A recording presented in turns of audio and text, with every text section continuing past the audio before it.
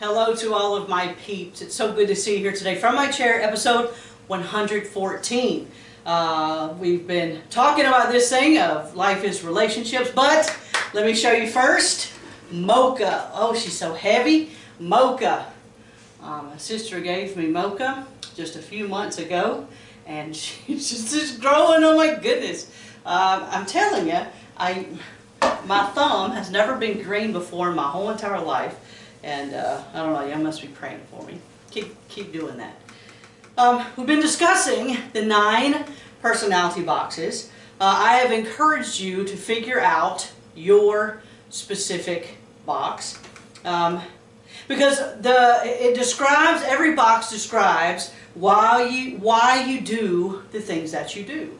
And now it's going to all start coming to a practicality of helping other people. Last week we talked about why this knowledge is so important. In other words, what am I supposed to do with what I know about myself and about others?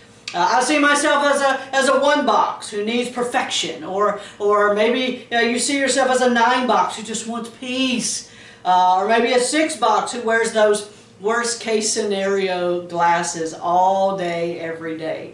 Big deal, Miss Edge. Big deal. Who cares? Now what? Well, we said number 1, this knowledge should change the way that I give love to people and receive love from people in my life. I want us to love people well. Take your Bibles. I was reading this week in John chapter 15. Verse number 12, Jesus is speaking here, and he says, This is my commandment, that ye love one another as I have loved you. I just want us to love people well, and Christ wants us to love people well. Number 2, not only does this knowledge should change the way I give love to people and receive love from people, but number 2, like we said last week, it ignites greater compassion for others and for ourselves. We tend to just put up with people, don't we? Yeah. We want others to change to fit into our cookie cutter mold so that our lives can be easier. It becomes a game of toleration.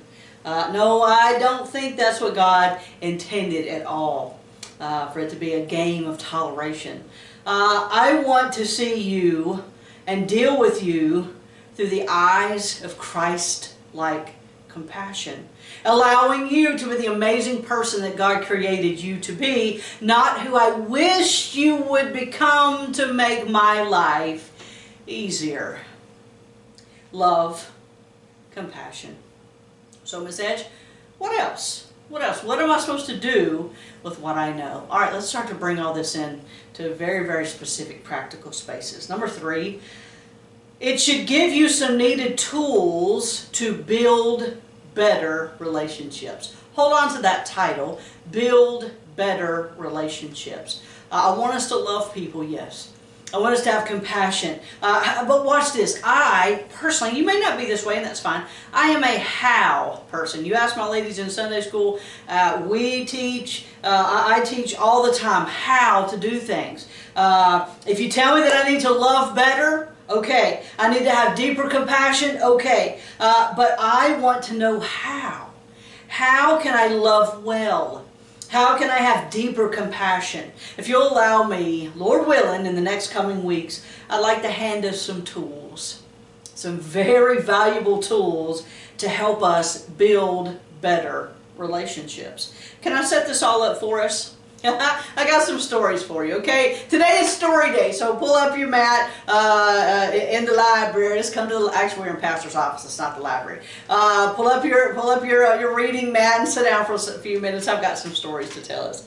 I've already told you many times that I am a 1-box perfectionist. I'm serious. I'm focused. I need clean rules. Direction, I need plans. I focus on what's right in front of me in my mind, and then what's in front of me physically, but in my mind I'm 10 steps ahead in any journey that I take. A couple of months ago, you knew I'd start bringing out these stories. I have to do it. A couple of months ago, I had the wonderful privilege to travel across the world. went on a missions trip to Papua New Guinea. And I won't tell all these stories and overlap them. You've never heard these stories before, so I'm excited to tell them. But I didn't go alone. I traveled the world, but I did not go alone. My very dear seven box peep made this incredibly long journey with me. So what do we know about a 7 box? All right, what do we know? Only fun allowed in my box. Remember, I'm very serious. Very focused. Only fun allowed in my box. They must lighten things up. They crave stimulation. They're stubborn and opinionated. Relationships are messy to 7 box peeps. But they're very extremely crazy optimistic. So let's get the picture, okay? To and from here to Papua New Guinea is approximately 28,500 flight miles, 28,744 flight miles. Approximately 60 flight hours, 60 coming and going, approximately 60 flight hours and 24, so add, say, plus 24 hours of layovers. The entire trip was 31 days, and just so you get the true picture, okay, get the true picture. It wasn't one of those, woo, we're here, you go your way, I'll go my way, and I'll see you back at the airport in 29 days. See you, love you, bye. It wasn't like that at all. It was quite the opposite. The majority of those 31 days with my 7 box peep, we were in the same spaces. Living, serving, ministering, flying, eating, sitting, sleeping, communicating, playing games, and guess what? Guess what? You ready? It was amazing. It was amazing. Like, in a sense, that's kind of total opposite of who you are and what you are. It was amazing. Just trust me. We both got along beautifully. Beautifully. I've known Becky the better part of 24, 25 years. And so we've known each other, but we got along beautifully. No issues, no arguments, no fusses, no horrible disagreements. I'll have to tell you some stories about that. There were disagreements, but not horrible ones. It was more like I've got to tell you this. We were booking it through the airport. We only had a little bit of time to get from the gate to the next gate, and I'm hungry. I'm so hungry, and I'm walking past all of these really cool. I guess we were in Doha, I guess, or Singapore. I can't remember. It was a real short layover, and I'm like, I want something to drink over there. Oh, I want a bagel over there. She's like, come on, we gotta go. We had some minor disagreements, but not horrible ones. I want to take this. No, we don't have room. It was so funny. We had the time of our lives. We did. We had the time of our lives, and we worked so very well together. Let's set all this up with a couple of stories. We walked into the Atlanta International Terminal. We hadn't gone yet, okay? We walked into the terminal, the international terminal. Each piece of checked luggage, okay? Checked luggage, there's two different. One's carry-on, one's checked. Each piece of our checked luggage had been carefully packed and carefully weighed as close to the maximum 50 pounds as possible. That we wanted to get right there at that max 50-pound limit as possible because we wanted to take as much stuff as we could. Before we even got close to the Qatar Airlines ticket counter, the lady told me that my backpack could not go on the plane as my personal item. You gotta get the picture. We just stepped into the airport. We're ready to get in a line before a line to get to the ticket counter. And she's like, I'm sorry, ma'am, you can't have that backpack as your personal item. I had to take the backpack, and all of its contents and divide it amongst the 4 other checked bags plus my one official carry-on. Oh, my mercy sakes. Oh, my mercy sakes.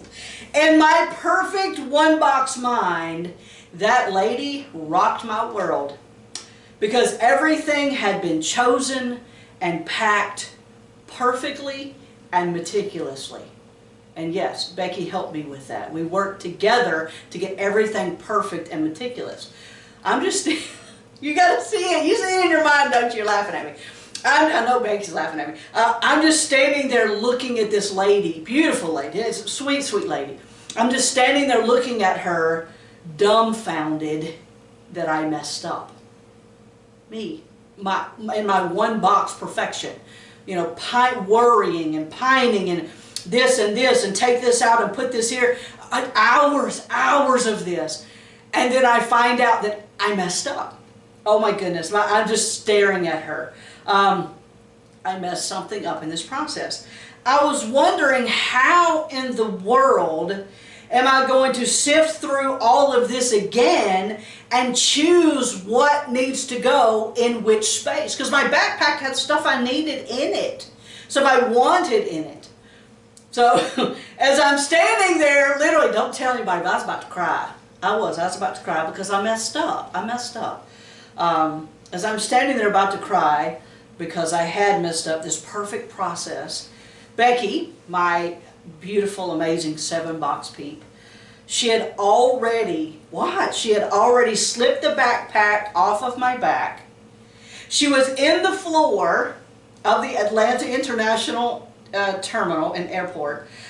She had in the floor with open suitcases, showing the whole world all of our stuff, and dividing my backpack and its contents amongst the other suitcases. Get the picture. I'm still standing at this lady with like my mouth open, tears fixing to well up in my eyes. She already took my backpack off. She had the suitcases, plural, suitcases open. She was on the floor taking stuff out of my backpack and dividing them amongst the suitcases. And no joke, the time it took me to mentally process my failure, she had it all cared for. Done, ready to check our bags, to get back in the line. I'm still processing my failure. I cannot believe I failed this. She already had it off, divided, and we were okay, here we go. I'm thinking, oh my goodness, what just happened? I had no idea where my stuff was and what I was actually taking on the plane with me, but that was okay. I trusted her to have my back, and I did not micromanage, which is very easy for me to do. Look, Becky knew that all this was throwing me in panic mode, and it was. I tried to keep my mouth shut. My face has a hard time lying, okay? It really does. I wear my feelings and emotions on my face. Not on my shoulder all the time, but on my face. And she knew it was throwing me in panic mode. So she very wisely and very quickly put on my one box, very serious, very focused glasses and fixed it all perfectly. She didn't minimize or make fun or pick or you should have done this and you should have done that. The opinions, none. It wasn't a failure in her eyes. It was like, all right, come on, let's go, let's get this fixed. Come on, we can do it real quick and get back in line and everything's going to be fine. That's what all this is about. It's learning how to use the tools available to us to dwell with everyone in our lives according to knowledge. When we landed in Doha, it was very important, let's change glasses here for a second. It was very important to Becky to write Seth's name somewhere in that airport. Now let me back up and tell you the story. Seth is her baby boy. He went to heaven way too quickly, way too early, in my opinion. Not in God's opinion, but in my opinion. Took him way too early. For the last 12 years, people from all over the world, they write Seth's name in the sand, mainly in the sand, or in soil. And then they send the pictures to Becky, or they post them on Facebook for her. It's a precious remembrance of Seth, and it's also a great encouragement to Becky and to Jules. To my knowledge, his name has never been written in Qatar or in Singapore, and we're going to both of those places, both of those airports. This was a huge deal to my 7-box peep. Therefore, it was a huge deal to me. But I thought to myself, how in the world are we going to write anything here in this Doha, Qatar airport? There's no dirt and there's no soil. You know, looking for planters and all this stuff. No, this is not happening. And if we try, watch, we're going to break a rule of some kind, and then we're going to be in trouble. I don't want to be in trouble in Qatar, in the Qatar airport. How in the world are we going to do this? I decided on purpose to take off my one-box perfection glasses and put on her 7-box enthusiastic crazy box glasses and just roll with it. Just roll with it. However she wanted to handle this, I was all in. Her way, not my way. She had this amazingly crazy idea to buy a bag of Skittles. Yes, buy a bag of Skittles, a big old bag. And there was this massive, beautiful Qatar 2022 sign right in the middle of the airport. People, hundreds and hundreds of people all around. It was massive. But it was on the ground. It said Qatar 2022. So what did we do? What did we do? We scoped out the perfect spot. Yes, perfect spot. She wanted the perfect spot too, in front of this sign. People were taking pictures and selfies all around us. Becky got on the floor. She did. She got on the floor.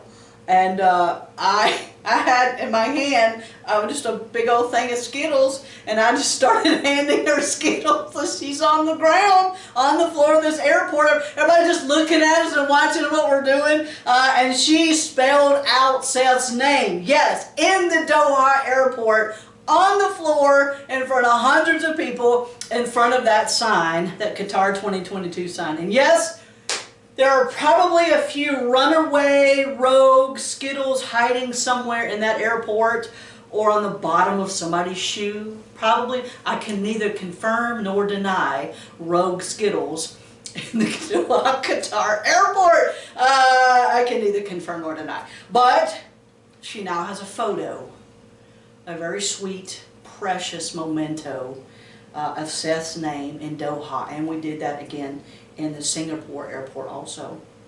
Yes, I was watching. I was watching intently for security guards. I was watching for security guards. I was watching for this robot-looking thing that it's a vacuum cleaner, and it looks exactly like a robot. I was looking for it because I'm like, you know, they're gonna send this robot to come, you know, suck up all our Skittles before she can get a picture of Seth's name in front of the Qatar sign. I was looking. One box. I'm looking. I'm watching, making sure no security guards are, you know, quit dirtying up our floor. What do you know, that type of thing. But all the while, I wanted to see this through her eyes, through her glasses, and love her in this amazingly crazy way. The same way that she loved me in the Atlanta International Terminal by perfectly fixing my mess up with no criticism, no ribbing, no joking or making fun. This next set of lessons, I'd like to walk us through some very specific things, not to help you deal with you, because we already covered that, but to help you build better relationships with everybody in your life who's not like you. As a one-box peep, spending 31 solid days, 7 days a week, 24 hours a day, with a 7-box peep, a 1-box spending all that time with a 7-box peep, you have to have some give and take. A 7-box peep spending that long with a 1-box peep, you've got to be able to see things and see life through other people's glasses and other people's personalities to know what you can say and what you can't. To know how to respond and how not to respond. To know what to, how do they see this versus how I see this. I'm mortified that I messed up. And she knows it. All right, let's fix this. Boom, boom, boom, boom, boom, done. And then when we get up to the ticket agent, I don't need to get into another story, but when we get to the ticket agent, one of the bags is way too heavy, and she is on the floor again. I'm like, oh my goodness, we messed up again. I am schmoozing the ticket agent. You know, are you having a good day? And she wasn't having a good day. Becky's in the floor again, trying to divvy out our bags and everything so it doesn't weigh so much. So you know, we won't. It can go through and not to be too many pounds or kilograms. And so I'm like, oh, it's going to be okay. You're helping us so much. So I'm just like, blah, blah, blah, blah, and Becky's over there, you know, boom, boom, boom, boom. She had my back. She put my glasses on. You're not. I'm going to hand you some tools to build better relationships, so that you don't have to be frustrated with people all the time.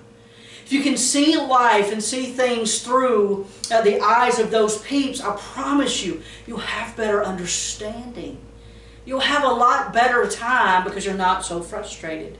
Can I give you a little taste of where we're going with this? And if you're in any sort of a relationship with these boxes, I'm going to give you one per box, just to give you a taste of where we're going with all this, okay? Again, this is not you dealing with you, this is you dealing with your peeps, your co-workers, your family members, those that you work with, your boss, your neighbors. Let me help you just a little bit. Let me just dangle the carrot in front of you, and we'll go through this quickly. If you're in a relationship with a one box, be careful about curt remarks and teasing. We're very sensitive to criticism. If you're in a relationship with a two box, they have a hard time thinking things through because they process by talking, not thinking things through. They want to talk it out. Your three box peep, they're going to struggle to know what you need on any given day, so you're going to need to tell them what you need. I've got some stories about this one. Your four box peep, they need for you to be real with them. They need for you to be genuine. Don't mess around with a four box. You need to be straight with them. Real and genuine. Your five box, be very frank and direct, but don't use a bunch of words. Yeah, and don't attach, and I'll talk about it later, I don't want to get into it, but don't use a bunch of tears and emotions and all that stuff, because they don't care. Seriously, they don't care. Don't use a bunch of words, but you do need to be frank and direct with them. Your six box peep needs for you to reassure them verbally and consistently that you're committed to them. Your seven peep does not enjoy being tied down to a rigid schedule or routine. And just FYI, don't give them a planner as a gift. Wink, wink. Don't give them a planner, please. Be prepared for your eight box peep to be controlling in the relationship because they simply don't want you to control them. When your nine box peep is talking, don't interrupt them. Give them some space. Give them some time to verbally wander. They'll get to the point. We just got to give them a minute and don't interrupt them when they talk. Those are just a few. That is one, no, not a few. That is one tool per box to help you deal with your seven box peep bestie, your three box peep co-worker, your one box peep pastor's wife. It'll help you deal with them, and that's just one. If you'll be patient, there are so many more tools that I need to give us in the next few weeks, Lord willing. So I want you to join me as we go through each box and fill up our tool belt. Fill up our tool belt with some helpful ideas to build better relationships. Hang with me. It is transforming. It's life transforming. It'll transform your relationships. Don't forget Lydia at 11 in her journey to remain cancer free. Now go be amazing today.